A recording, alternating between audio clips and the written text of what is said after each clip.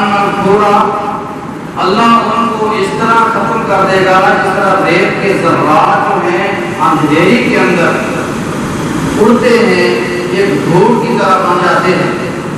جس طرح یہ مٹی اڑ جاتی ہے اس طرح اس کی نیکیاں اڑ جائیں. حضرت ثوبان رضی اللہ تعالیٰ عنہ فرماتے ہیں صف لہم، اے اللہ کے پیغمبر ان کی طرح صرف تو ہمارے سامنے بیان کرے وہ کون سے بد قسمت ہیں، کیوں نہیں نیکیاں جو ختم ہو جائیں گی. لا نعلمهم، جن کو ہم نہیں جانتے. اب ہمارے لیے ان کے کوئی اسباب کو بیان فرمائے حتیٰ کہ ہمیں بھی پتہ چل جائے کہیں ہم ان لوگوں میں شامل نہ ہو جائے. نبی کریم صلی اللہ علیہ وسلم فرماتے ہیں ہم اخوان کو وہ تمہارے ہی بھائی ہوں، وَهُوَ مِن جِلْدِكُمْ، اور تمہاری برادری سے ہوں گے، تمہارے خاندان سے ہوں گے، تمہارے ہی گھرانے سے ہوں گے، آپ جیسے ہی ہوں گے. وہ الگ مخلوق نہیں ہے، وہ بھی انسان ہے، ایک ہی خاندان کے انسان ہے، ایک ہی گھرانے کے انسان ہے. لیکن ان کی بدقسمتی یہ ہے کہ ان کے اللہ اعمال کو بالکل ریت کی ذرات کی طرح اڑا دے گا. اور وہ اسی طرح ہی نمازیں پڑھیں گے جس طرح تم رات کو تہجد اٹھ کر پڑھتے ہو کہ تہجد گزار ہو. یہ اللہ کے پیغمبر نے کسی سے بیان کی تہجد گزار بھی تمہاری طرح ہوں گے، انسان بھی تمہاری طرح ہے، خاندان بھی تمہارا ہے، برادری بھی تمہاری ہے، گھرانہ بھی تمہارا ہے، اعمال بھی تمہاری طرح ہی ہوں گے. 5 وقت کے نمازی بھی ہوں گے، رات کو اٹھ کر تہجد بھی پڑھنے والے ہوں گے، روزے رکھنے والے ہوں گے، حج ادا کرنے والے ہوں گے، تمام نیکیاں ہوں گی. لیکن ان کے اندر ایک بیماری یہ ہے کہ جب رات کو تمام لوگوں سے علیحدہ ہوتے ہیں تو یہ حرام چیزوں کے اندر پڑ جاتے ہیں، حرام چیزوں سے نہیں بچتے. جب ان کے علیحدگی میں حرام چیز سامنے آتی ہے وہ کوئی بھی چیز حرام ہے. اب کون کون سی چیزیں حرام ہیں جن سے شریعت اسلامیہ نے منع فرمایا وہ چیزیں حرام ہیں. اور ان کی عادت یہ ہے کہ جب علیحدگی ہوتی ہے حرام چیز سامنے آ جاتی ہے تو ان سے بچا نہیں جا سکتا، یہ بچتے نہیں ہیں، حرام چیزوں میں پڑ جاتے ہیں. اب اندازہ لگائیں نوجوان بھی ہیں، مسلمان بھی ہیں، تہامت کی چوٹی جیسے نیکیاں بھی ہیں، لیکن رات کا جب پہر آتا ہے الگ ہوتا ہے تو اس کے ذہن میں گرتا ہے اب مجھے دیکھنے والا کون ہے. نوجوان زنا کی طرف جاتا ہے، فحاشی کی طرف جاتا ہے، جھیلوں میں چلا جاتا ہے، فلمیں دیکھتا ہے، تمام حرام چیزوں میں یہ پڑ جاتا ہے. ان حرام چیزوں سے بچتا نہیں، اس لیے اللہ نے جب علیحدگی میں اس نے خیال نہیں کیا حرام چیزوں کا تو اللہ نے اس کا خیال نہ کرتے ہوئے اللہ نے اس کے تمام اعمال کو ہباء منثورا کر دیا.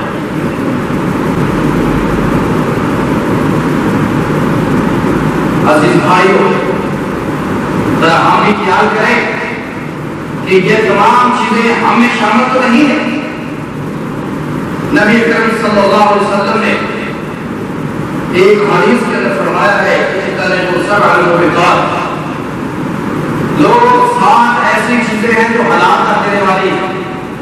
وہ حرام چیزوں میں، حرام چیزوں کی ایک لسٹ اللہ کے پیغمبر نے اس حدیث کے اندر 7 بیان کی ہے.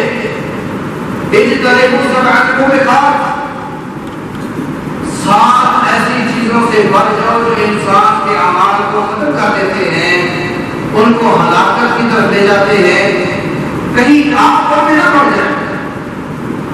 اور نبی علیہ السلام نے 7 چیزیں کون سی بیان فرمائی ہے؟ فرمایا الشرک باللہ، سب سے پہلے شرک ہے، اللہ کے ساتھ کسی کو شریک بنا لینا. کر دینا. جس طرح اللہ سنتا ہے ہمارے مردے بھی سنتے ہیں، جس طرح اللہ دیکھتا ہے یہ بھی دیکھتے ہیں، جس طرح اللہ ہمارے دعا کو سنتا ہے یہ بھی سنتا ہے، جس طرح اللہ جو جواب دیتا ہے یہ بھی جواب دیتے ہیں. جب ہمارا عقیدہ یہ بنا تو اسی کا نام شرک ہے. اور شرک کے بارے میں اللہ کا فیصلہ ہے ان اللہ لا یغفر ان یشرک بہ ویغفر ما دون ذلک لمن یشاء. میں چاہوں تو تمہارے صغیرہ کبیرہ سارے گناہ معاف کر دوں، مجھے کوئی پرواہ نہیں ہے، لا والی مجھے کوئی پرواہ نہیں ہے. لیکن اگر کسی نے میرے ساتھ شرک کر لیا، وہ میری آسمان میں ہو، میری صفات میں شرک ہو، میری ذات میں ہو، جس لحاظ سے میں اس نے شرک کیا ہے میں شرک معاف نہیں کروں گا. اب شرک کے پھر آگے کئی قسمیں ہیں، یہ بڑی لمبی تفصیل ہے. چند ایک مثالوں سے آپ کو واضح کرتا ہوں. نبی اکرم صلی اللہ علیہ وسلم نے فرمایا لعن اللہ الیہود والنصارى اتخذوا قبور انبیائہم مساجد. اللہ یہودیوں اور عیسائیوں پہ لعنت فرمائے جنہوں نے اپنے انبیاء کی قبروں کو مسجد بنا لیا. یہ بھی شرک ہے. شرک کی ایک مثال لعن اللہ الیہود والنصارى اتخذوا قبور انبیائہم مساجد. اللہ یہودیوں اور عیسائیوں پہ لعنت فرمائے جنہوں نے اپنے انبیاء کی قبروں کو مسجد بنا لیا. کیا مانا یا اوپر مسجد تعمیر ہو گئی ہے؟ نہیں، بلکہ ان کا عقیدہ یہ بن چکا ہے جو مسجدوں کے حقوق تھے انہوں نے ان قبرستان والوں کو دے دیے، اور جو قبروں کے حقوق تھے وہ مسجدوں کو آج دے چکے ہیں. حالات آپ کے سامنے ہیں. مسجدوں میں آؤ، مسجد میدان پڑی ہے، قبرستان میں چلے جاؤ، کوئی اس کو سجدہ کر رہا ہے، کوئی اس کے سامنے گڑگڑا رہا ہے، کوئی نظر و نیاز کر رہا ہے، کوئی دعا مانگ رہا ہے. اللہ اکبر. کوئی مجاور بن کے بیٹھا ہے. اگر جنہیں اعمال یہودی اور عیسائی کرے اللہ کی طرف سے اعلان آ جائے، اللہ یہودی اور عیسائیوں پہ لعنت فرمائے، اگر آج کا مسلمان یہی کام کرے تو مسلمان ہے؟ کہاں ہے ہمارا اسلام؟ خدا کو سوچئے چند منٹ کے لیے کہیں ہماری یہ نیکی آقا منصورہ نہ بن جائے، اس نبی کی حدیث کا مصداق نہ بن جائے کہ اگر ہمارے اعمال میں شرک یا مرش آ گیا، ہمارے اعمال میں شرک شامل ہوا، کہیں ہمارے یہ اعمال آقا منصورہ اللہ قیامت کے دن نہ بنا. اب کیا ہوا؟ قرآن حق یہ تھا کہ اللہ کے گھروں میں پڑھا جائے. ہم نے قرآن کی تلاوت قبروں میں شروع کر جس کی دین اسلام سے کوئی دلیل نہیں ہے، کوئی دلیل نہیں ہے قرآن مجید قبرستان میں پڑھنے کی. آج ہم نے مسلمانی کا دعویٰ کرتے ہوئے مسلمان بھی ہیں، لیکن یہودوں اور نصارہ کے اعمال کے ساتھ اپنے اعمال کو بدل دیا. نبی اسلام نے فرمایا تھا میری امت پہ ایک ایسا وقت آئے گا، میری امت پہ ایک وقت ایسا بھی آئے گا جب ان کے اعمال اور یہود اور نصارہ کے اعمال برابر ہو جائیں گے. ان کے اعمال میں فرق نہیں رہے گا، بلکہ وہاں اللہ کے پیغمبر نے مثال دے کر سمجھایا ہے شبرن بشبر ذراع بذراع. جس طرح ایک دو ہاتھوں کے اندر انسان کے فرق نہیں ہے، اسی طرح یہودی اور عیسائی اور مسلمان کے اعمال میں فرق نہیں رہے گا.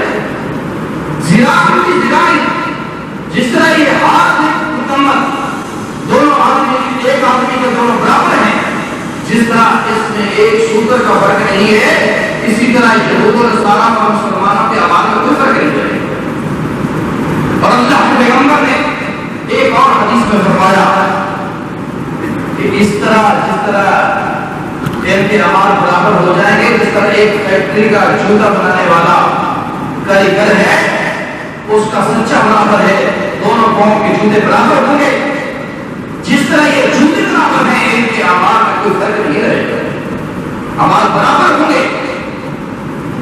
اور نبی علیہ السلام نے پھر فرمایا بنی اسرائیل میں سے ایک بدبخت ایسا بھی اٹھا، ایک بدبخت ایسا بھی اٹھا جنہوں نے اپنی سگی ماں سے زنا کیا، اور میری امت پہ ایسا وقت آئے گا، بشیر تو اس لیے اپنے پیغمبر کی علیہ الصلوۃ والسلام، میری امت پہ بھی ایسا وقت آئے گا کہ ایک سگا بیٹا اپنی سگی ماں سے اس کا زنا کرے۔ آج حالات آپ سامنے ہیں، سوشل میڈیا پہ، پرنٹ میڈیا پہ آپ پڑھتے ہیں کہ یہ حالات ہمارے نہیں ہیں، ہمارے آباد یہود و نصارہ کے ساتھ کس طرح کر رہے ہیں۔ آج ہم نے قرآن کو سمجھے ہی نہیں ہے، صرف وہاں جا کر یہ پڑھ لو، یہ دو روم پڑھ لو، فلاں مولا بخشا جائے گا۔ نہیں، اللہ کے بندو، قرآن پڑھنا ہے تو مسجد میں آ کے پڑھو، قرآن کو سمجھو، قرآن پہ کرو، فکر کرو۔ ہم آئے مسجد کے اندر بھی تو قرآن کو اٹھایا، آنکھوں سے لگا لیا، چن لیا اور ہمارے میں رکھ دیا۔ یہ قرآن کا حق ہے، یہ قرآن کا حق ادا نہیں ہوتا، قرآن کا حق ادا آنکھوں سے لگانے سے نہیں ہوتا، چھونے سے نہیں ہوتا، قرآن کا حق ادا ہوتا ہے اس کو پڑھ کر اس پہ عمل کرنے سے۔ اللہ اکبر۔ لیکن اگر جنہوں نے شہود و نصارہ جیسے اعمال کر لیے اور قرآن و حدیث پہ غور نہ کیا، یاد رکھنا اللہ کا قرآن کیا فرماتا ہے، وَمَنْ أَعْرَضَ عَنْ ذِكْرِي فَإِنَّ لَهُ مَعِيشَةً ضَنكًا وَنَحْشُرُهُ يَوْمَ الْقِيَامَةِ أَعْمَىٰ قَالَ رَبِّ لِمَ حَشَرْتَنِي أَعْمَىٰ وَقَدْ كُنتُ بَصِيرًا قَالَ كَذَٰلِكَ أَتَتْكَ آيَاتُنَا فَنَسِيتَهَا وَكَذَٰلِكَ الْيَوْمَ تُنسَىٰ۔ اللہ جو قرآن سے منہ موڑنے والے ہیں، یہود و نصارہ کے ساتھ ملنے والے ہیں، یہودی اور عیسائیوں کی طرح قرآن میں تحریف کرنے والے ہیں، قرآن کو اپنے مقصد کے لیے استعمال کرنے والے ہیں، قسموں کی باری آئے قرآن کو استعمال کرتے ہیں، عدالت میں جائے قرآن اٹھاتے ہیں، لیکن جب قرآن پہ عمل کرنے کی باری آئے قرآن کو اوپر سے کچھ رکھ دیا جاتا ہے، اس کو نمازی کی صحت بنا دیا جاتا ہے اور اس کو دکان کی برکت کے لیے رکھ دیا جاتا ہے۔ سنیے اللہ کے قرآن نے کیا فرمایا، وَمَنْ أَعْرَضَ عَنْ ذِكْرِي فَإِنَّ لَهُ مَعِيشَةً ضَنكًا وَنَحْشُرُهُ يَوْمَ الْقِيَامَةِ أَعْمَىٰ۔ لوگوں، جس شخص نے میرے قرآن سے اعراض کر لیا، جن لوگوں نے جس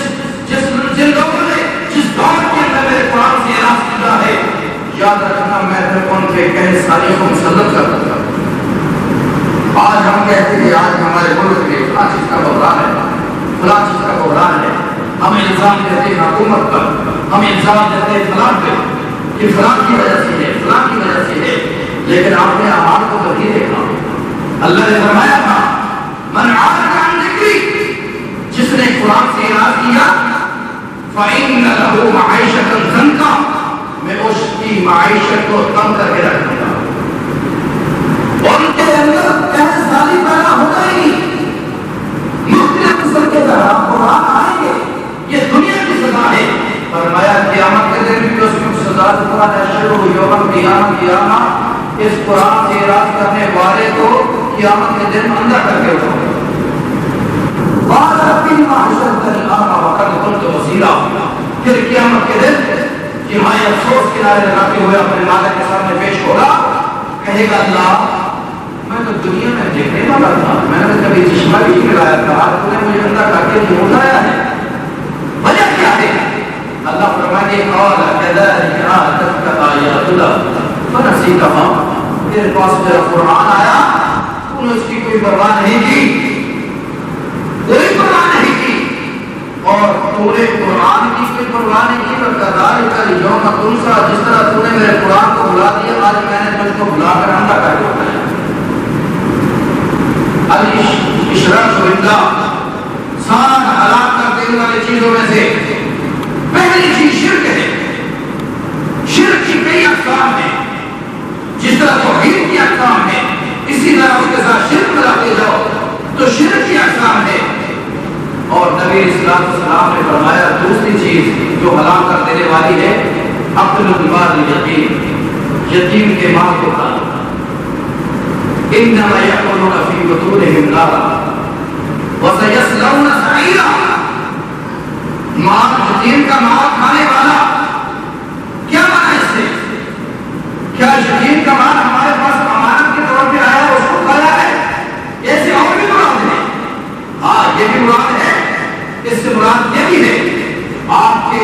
اموال سے زکات اللہ نے یتیموں کا حق رکھا ہے. آپ کی فصلوں میں سے عشر اللہ نے اس کا حق رکھا ہے. اگر یہ بھی آپ حق کھاتے ہیں تو یاد رکھیے یہ یتیم کا مال کھایا ہے. انما یأکلون فی بطونہم نارا، یہ مال نہیں کھا ہے بلکہ اپنے پیٹ کے اندر جہنم کی آگ بھر رہے ہیں. اللہ کی دعا کا فیصلہ ہے. وَسَيَصْلَوْنَ سَعِيرًا، اور قیامت کے دن یہ انسان جہنم میں چلا جائے گا. مال یتیم کا مال کھانے والا. اللہ اکبر. تیسری چیز جادو. کچھ لوگ جادو کے ذریعے ایک دوسرے کو تنگ کرنا شروع کرتے ہیں. جادو کرتے ہیں. اللہ نے اس کو اس معلوموں میں کام میں شامل کیا. اللہ کے پیغمبر نے شامل کیا اس کو بھی. اور اسی طرح سودی کاروبار ہے. اکل و ربا، سودی کاروبار کا ہماری روزی ہو، اس کو بھی اللہ نے سبب مبارکات میں شامل کیا ہے. اللہ کے پیغمبر کی زبانی کہ یہ بھی وہ عمل ہے جو انسان کو ہلاکت میں ڈال دیتا ہے. آپ نے سودی کاروبار کے نام تو سنتے رہتے ہیں، سودی کاروبار فلاں، لیکن سنیے اس کا کم از کم گناہ کتنا ہے. نبی علیہ الصلوۃ والسلام فرماتے ہیں سود کھانے والے کا، سودی کاروبار کرنے والے کا کم سے کم اتنا گناہ ہے کہ جس طرح کوئی سگا بیٹا اپنی سگی ماں سے زنا کرتا ہے. اتنا گناہ ہے سودی کاروبار. کیا حالات بنانے میں نہیں ہے. اور اسی طرح نبی علیہ الصلوۃ والسلام نے فرمایا قتل النفس التی، کسی جان کو بغیر وجہ قتل کر دینا. لڑائی ہوئی فوراً اس کو گولی مار دی. برادریوں کی آپس میں جھگڑ، لڑائیاں شروع ہوئی، خاندان کے خاندان ختم ہوئے. اللہ کے پیغمبر فرماتے ہیں یہی اعمال تم کو برباد کر دیں گے. کسی شخص کے لیے جائز نہیں ہے کسی کو قتل کر دے. اگر کسی نے قتل کیا ہے اس کو قتل کرنا اس کا حق نہیں ہے. اگر وہ قتل کر سکتا ہے، قتل کا حکم کر سکتا ہے، اس کے بدلے میں اور کوئی انسان قتل نہیں کر سکتا. اللہ اکبر. وتولی یوم الزحف، تم سان کی لڑائی ہو، کفار سے جانے ہو اور کچھ لوگ الزام لگا دیا جائے بغیر کسی دلیل کے. میں نے اس کے اندر فلاں گناہ دیکھا ہے، دیکھا نہیں ہے، یہ تو فلاں اس طرح کا ہے، اس کے کردار ایسے ہیں، اس کے بعد دلیل بھی نہیں ہے. فرمایا ایسا شخص بھی کل قیامت کے دن حبا منصورہ کی حدیث کے مصداق بن جائے گا اگر اس نے ان چیزوں پہ غور نہ کیا، سب علوم کام پہ غور نہ کیا. یہ نہ ہو کہ کل قیامت کے دن اتہامہ پہاڑ جیسی ریکھیں لے کر آئے اور فَيَجْعَلَ اللَّهُ لَهُ حَبًا مَنْصُورًا، اللہ اس کو ریت کی ذرات کی طرح اڑا کے نیکی ختم ہو جائے. نبی اکرم صلی اللہ علیہ وسلم نے سب الموبقات میں فرمایا اور دوسری ایک حدیث میں فرمایا میری امت پہ ایسا وقت آئے گا کہ میری امت دارالعموم کا شکار ہو جائے گی. دارالعموم کا شکار ہو جائے گی. دارالعموم کیا ہے؟ صحابہ نے پوچھا. اللہ کے پیغمبر نے فرمایا جس شخص کے دل کے اندر حسد، کینہ، بغض آ جائے، تکبر آ جائے، وہ دارالعموم ہے. یہ بھی انسان کو ہلاک کر دینے والے اعمال ہیں. نبی اسلام فرماتے ہیں ان الحسد یأکل الحسنات کما تأکل النار الحطب حطبا. لوگوں، حسد یہ ایک ایسی بیماری ہے اس کی نیکیوں کو اس طرح چٹ کر جاتی ہے جس طرح ایک آگ خشک لکڑی کو ختم کر کے اس کو راکھ بنا دیتی ہے. حسد آ جائے، کینہ آ جائے، بغض آ جائے، یہ بھی ہلاکت والے اعمال ہیں. فرمایا تکبر ہے. اللہ کے پیغمبر سے صحابہ نے کہا اللہ کے رسول کو اچھے کپڑے پہن لے، اچھا جوتا پہن لے، خوشبو لگائے تو کبر ہے. آپ نے فرمایا نہیں، ان اللہ جمیل یحب الجمال، یہ تو انسان کی خوبصورتی ہے، اللہ خوبصورتی کو پسند کرتا ہے. بلکہ تکبر دو چیزوں کا نام ہے. آخری حدیث سنیے، تکبر دو چیزوں کا نام ہے، غمط الناس و بطر الحق، لوگوں کو حقیر جاننا. یہ تو نچلی قوم کا ہے، میں اس کو کیا جانتا ہوں، یہ حقیر ہے، یہ بھی تکبر ہے. اور فرمایا کہ بطر الحق، جب حق بات معلوم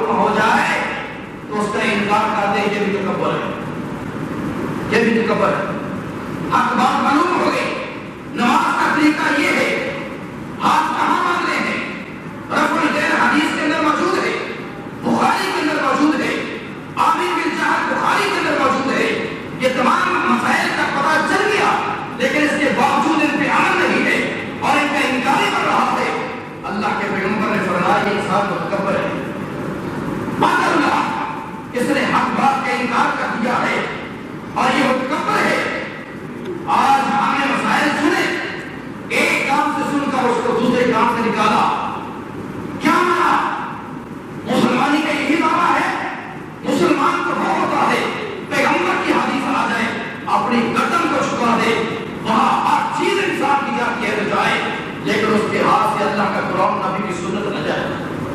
یہی اسلام ہے, یہی مسلک اہل حدیث ہے, یہی مسلک قرآن ہے, یہی مسلک صحابہ ہے. فِإِنْ آمَنُوا بِمِثْلِ مَا آمَنْتُمْ بِهِ فَقَدِ اهْتَدَوْا. لوگوں اگر آپ کا ایمان صحابہ جیسا ایمان ہو گیا تو یاد رکھنا تمہاری کامیابی ہے, تمہارے یافتہ بن جاؤ. تکبر دو چیزوں کا نام ہے, غمط الناس وبطر الحق. حق بات کا انکار کر دینا, حق بات کا انکار کر دینا. آج حق بات ہمارے سامنے آئی کہ شرک جو ہے سب موبقات میں ہے, قبروں پہ مجاور بن کے بیٹھنا سب موبقات میں ہے, اور قبر کو پکا بنانا. اللہ کے پیغمبر علیہ السلام نے فرمایا رہا رسول اللہ صلی اللہ علیہ وسلم أن يجسس القبر وأن يبنى عليه وأن يجلس عليه. اللہ کے پیغمبر نے فرمایا لوگوں میں تجھے منع کر رہا ہوں کسی قبر کو پکا نہیں بنانا. پکا بنانے سے منع فرمایا اور اس پہ کبے آماد کے بنانے سے بھی منع فرمایا. حدیث کے الفاظ وأن يبنى عليه, اس قبر پہ کوئی امانت یاد نہیں کی جا سکتی, ممنوع ہے. اور وأن يجلس عليه, اور اس پہ مجاور بن کے بیٹھنا بھی حرام ہے. حق بات معلوم ہوئی, حدیث ہمارے سامنے آئی, لیکن جب انسان اس کو سن کر نہ سنی کر دے, یاد رکھنا پھر اللہ کے پیغمبر کی حدیث کے مطابق یہ انسان متکبر ہے, کیونکہ حق بات کو تسلیم نہیں کرتا, حق بات کو نہیں جانتا. اور متکبر انسان کے بارے میں کل قیامت کے دن اللہ فرمائے گا آسمان کو لپیٹ کر اپنے دائیں ہاتھ میں لے کر, زمین کو اپنے بائیں ہاتھ میں لپیٹ کر اللہ فرمائے گا اين الجبارون انا الملك اين الجبارون اين المتکبرون. اور میں مالک ہوں, تم نے دنیا میں کس کو مالک بنایا تھا؟